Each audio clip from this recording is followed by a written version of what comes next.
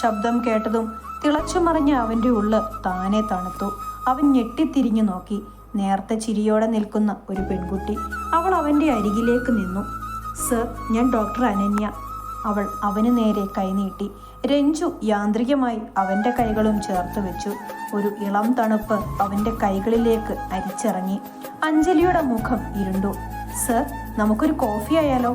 അഞ്ജലി അവൻ്റെ അടുത്തേക്ക് നീങ്ങി നിൽക്കാൻ ശ്രമിച്ചു. അനന്യ പെട്ടെന്ന് അവനെ നീക്കി നിർത്തി. ഒരു നിമിഷം അന്താളിച്ചു പോയ രഞ്ജു പെട്ടെന്ന് സമനില വീണ്ടെടുത്ത് അവളോട് പറഞ്ഞു, സോറി ഡോക്ടർ അഞ്ജലി, മറ്റൊരിക്കലാവാം. I am busy right now. അവളുടെ മുഖത്തിൽ നിരാശയും ദേഷ്യവും പടർന്നു. ഇതാരാ സർ?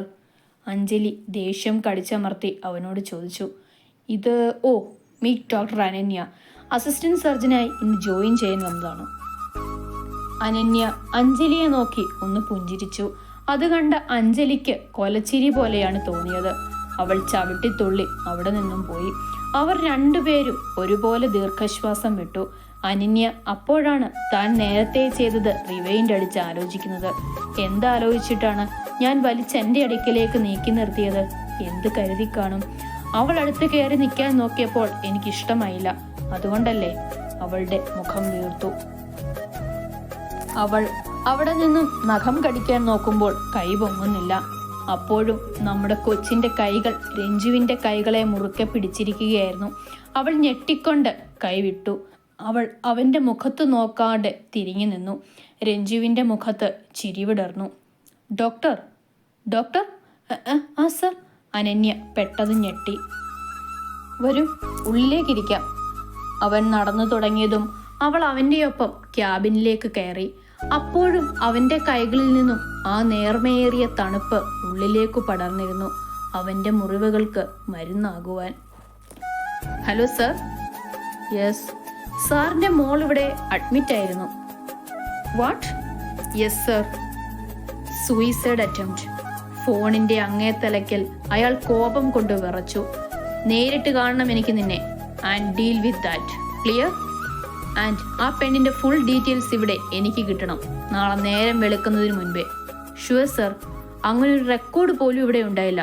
ഓക്കെ സർ, ഞാൻ നാളെ അവിടേക്ക് വരാം. കോള് കട്ടായതും അയാൾ ഫോൺ നിലത്തേക്ക് ആഞ്ഞെറിഞ്ഞു. ബ്ലഡി. അവൾക്ക് ചാവാൻ നോക്കാൻ കണ്ട സ്ഥലം എനിക്കുണ്ടായതാണെന്ന് പറഞ്ഞിട്ട് ഒരു കാര്യവുമില്ല.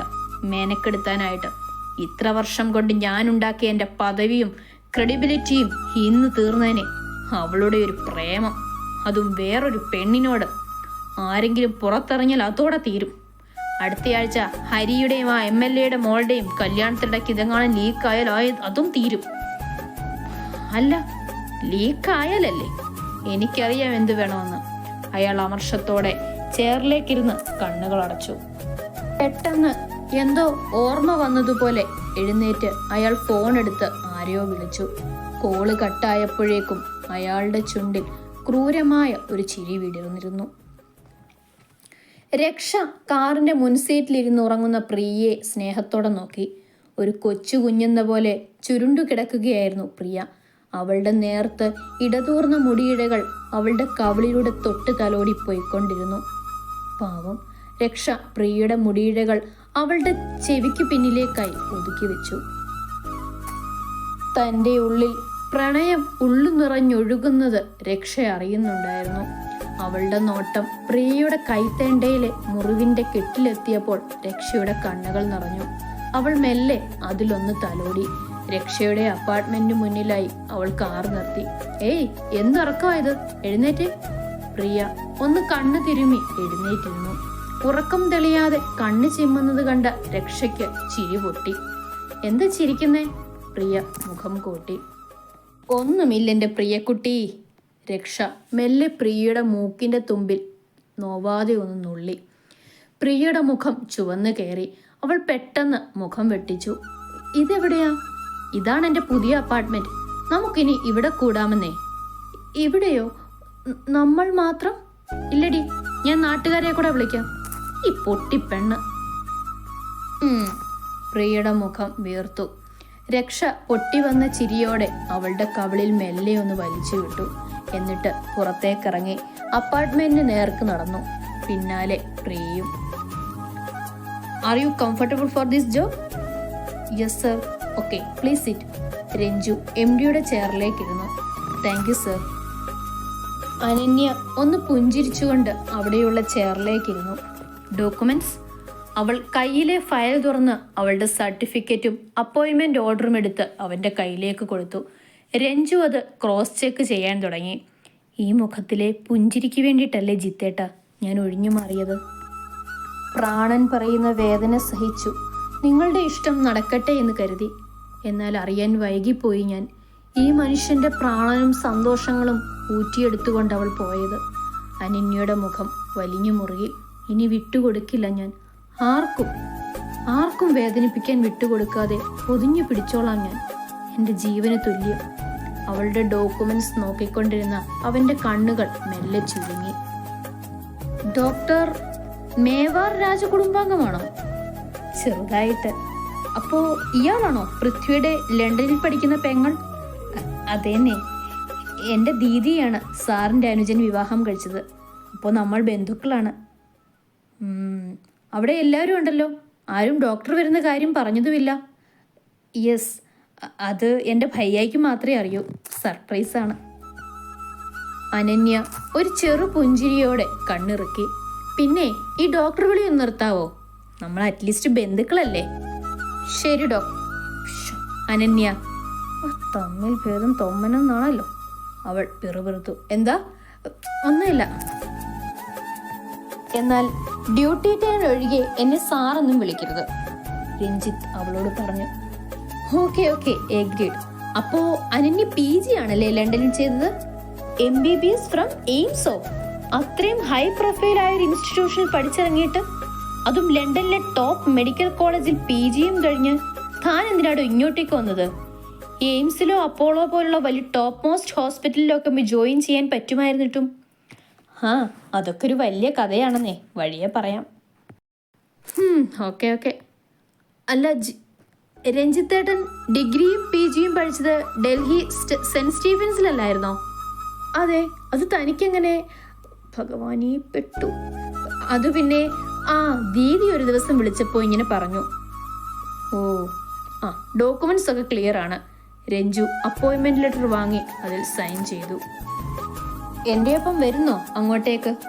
എല്ലാവരും ഉണ്ടാവും അവിടെ. Sure. 1 second. Excuse me. Ananya വേഗം ക്യാബിന് പുറത്തേക്ക് ഇറങ്ങി നിന്നു. അവളുടെ ഹേർട്ട് പടപടാ ഇടി തുടങ്ങിയിരുന്നു.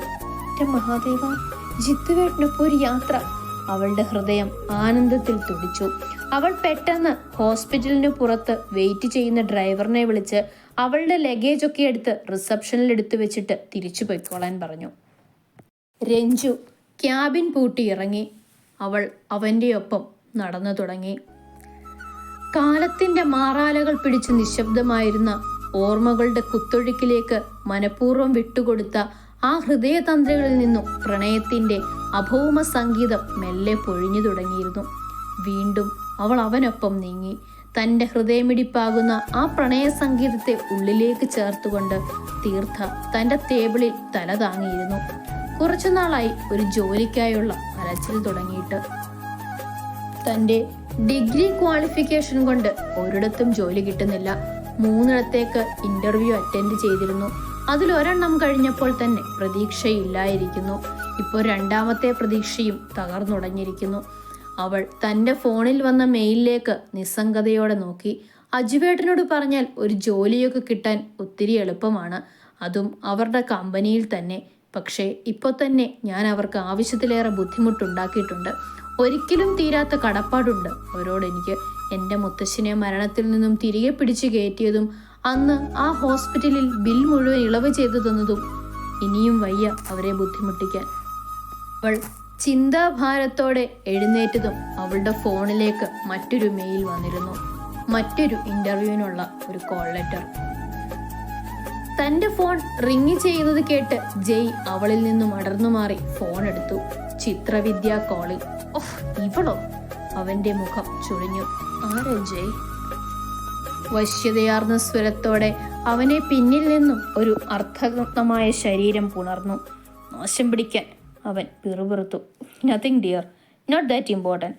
അവൻ കോള് കട്ട് ചെയ്ത് ഫോൺ സ്വിച്ച് ഓഫ് ആക്കി. അടുത്ത ഗ്ലാസ്സിലിരുന്ന മദ്യം ഒറ്റ വലിക്കകത്താക്കി.